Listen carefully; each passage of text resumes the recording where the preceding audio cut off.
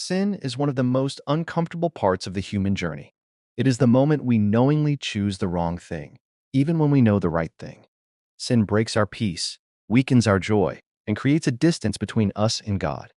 And after a person sins, guilt often follows, heavy, painful, and silent. But even though sin brings guilt, God does not leave us in that place. The Bible shows again and again that God is ready to forgive, restore, and lift us back up. So, what really is sin? In simple terms, sin is disobedience to God.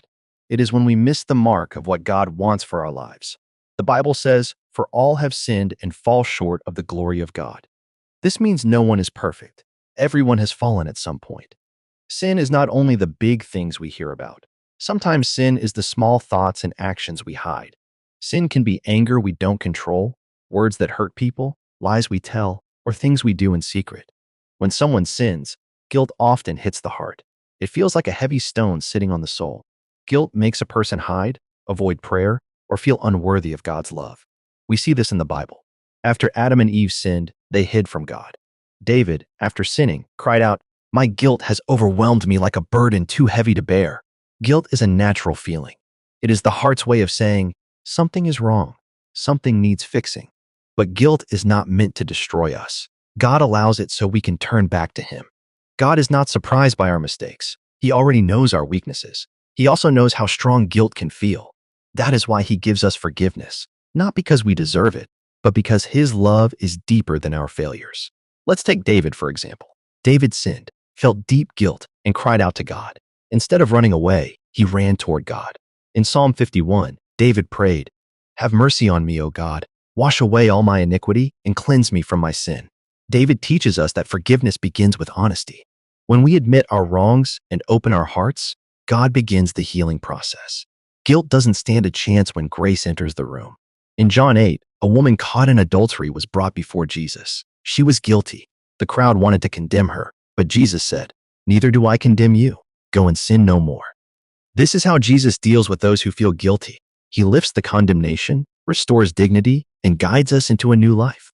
Jesus didn't excuse the sin, but He also didn't crush the sinner. This balance is God's heart. The good news is that guilt does not have to stay forever. God offers freedom. Romans chapter 8 verse 1 says, "There is now no condemnation for those who are in Christ Jesus." Once God forgives you, the guilt has no legal right to stay. You may remember what you did, but God chooses to forget.